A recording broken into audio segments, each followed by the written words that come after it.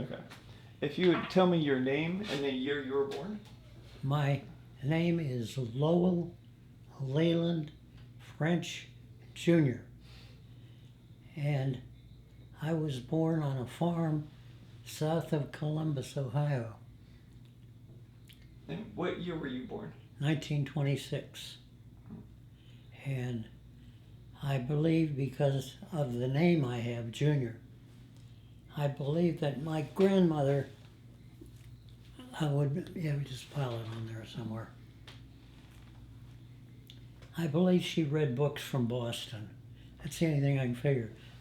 I never have met anybody else named Lowell. I know one person named Lowell, and that's Lowell Thomas. And but I'm Lee. That solves all that. And what year were your parents born? Uh, Do you remember? Were they born in the 1800s? Do you remember? yes, Or the 1900s? but I'm trying to think if they both were. I think they were both born basically at the turn of the century, and that's all I know about them. And do you remember when you went to school? Were you homeschooled or did you go to a one-room schoolhouse or a large No, school? I went to a real schoolhouse in Mount Lebanon. Did you say you are not a native of Pittsburgh? But my family grew up in Mount Lebanon. Oh, well, Mount Lebanon school system is where I was raised. That was on Beverly Road, right through the business center on Beverly Road. Oh, so you went to Lincoln Elementary? Yes. Oh, that's amazing. And you went to high school, and what did you do after? What year did you graduate high school?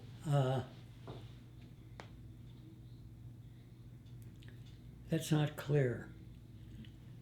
In 1944, I entered the Navy Air Cadet program, and they had another program. It just was a cadet, but it wasn't a air cadet program. And 1944 is when we entered. I was looking for my hat, but it's not around. And that Air Cadet program, your next step after going through the what would be called the thing you were in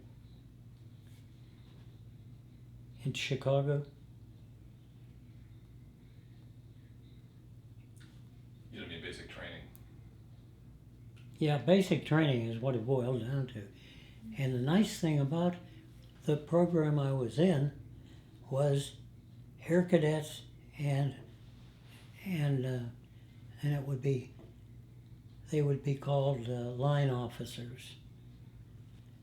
And they mixed them together just because they needed a bigger class. And the other nice thing about it is my mother wouldn't sign me into the Navy Air Cadets. But I learned somehow that once you're in, you can sign yourself over. So I felt I was all set. Went in 1944, June, which is called our high school graduation. And I felt pretty good about it. Felt I might get into a Navy air trainer, but the ward went well.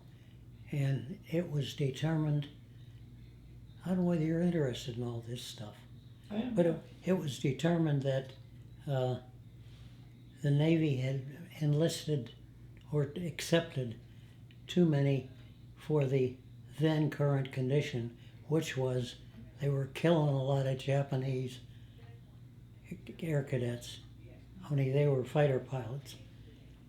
And as a kind of a nice switch, they were doing so well in the war that the Navy added a step in it, and that was 1 year of college, full time. 12 months of going to college. And that was because they didn't want to throw their air cadets out, didn't want to throw anybody out. And where did you go to college? Um, Was it in Pittsburgh? no, it was University of Rochester, which was Rochester, New York. And it was quite convenient, quite safe.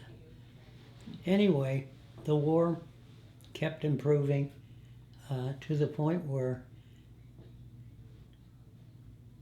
and it was the Navy, declared one more additional year full time. So that was kind of nice. And the Navy did not tell you where you go and what you major in.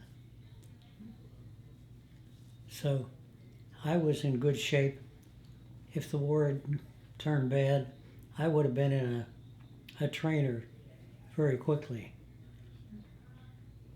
But I majored at Rochester, I majored in reading. University of Rochester, which is one of the fine schools in the country. People laughed at me about that. But the Navy didn't tell you what you had to major in. They just told you had to go to school, you had to major in something. But the reason I majored in reading is that I wanted to, when I got back to Pittsburgh, if I got back alive, we'll put it that way, I was going to enroll in Carnegie Tech, which was the name of Carnegie Mellon then.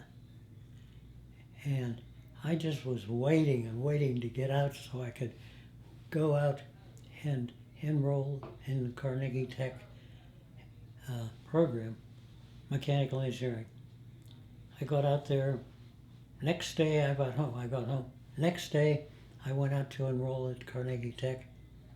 Got home and my mother said, "Well, did you get in?" And I said, "No, they have a 5-year backlog." And I said, "I'm not going to ever wait that long to get in." So there was a little conversation in the family, and my mother said, I want you to meet a man that I know." And I think it was the next day we went in town, and I met a fellow whose job was at Pitt. He was mechanical engineering dean. Next day I was going to mechanical engineering at Pitt. So that worked out fine.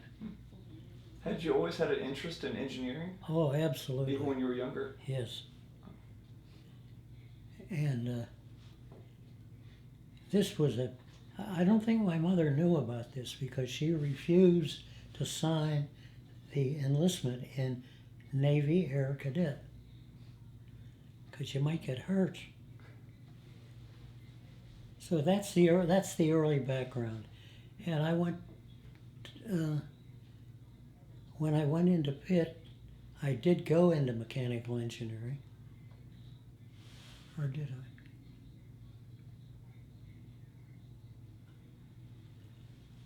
Anyway, I have perhaps 4 engineering or other degrees.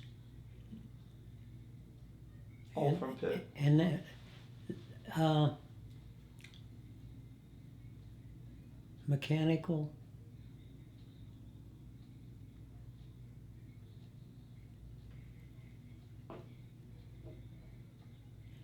and I guess I want to put another paragraph in. When I went into Pitt,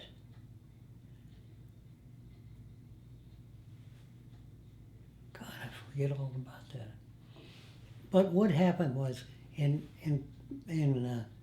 Rochester, there were lots of spare, because of this column, addition to your education, there were lots of spare classes that you could enroll in. So I took a bunch of classes in engineering and that.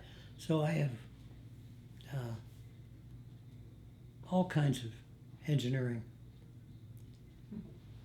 And the net result, did I tell you about the second required year in, okay, well, what did I do in that?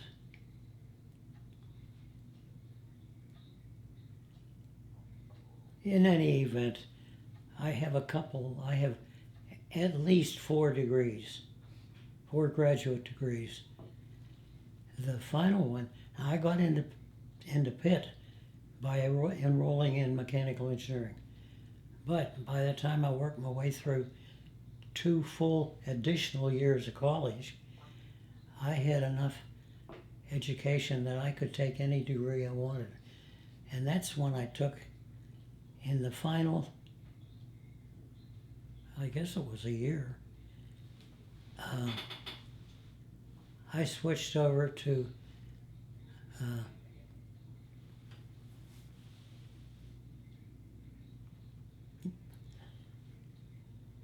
I don't have a very good memory. And fortunately, I explained to him why I don't.